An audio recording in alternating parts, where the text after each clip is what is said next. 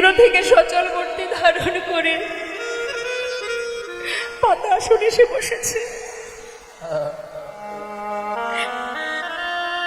জিজ্ঞাসা করছে কে করেছে? আমি রান্না করেছি। মনে মনে ভাবছে দেখেছ, যেই না লাঠির ভয় দেখিয়েছি আর ভয় পেয়ে চলে এসেছে। শিগগিরই খেয়ে নাও, কখন থেকে ডাকছি তোমায়।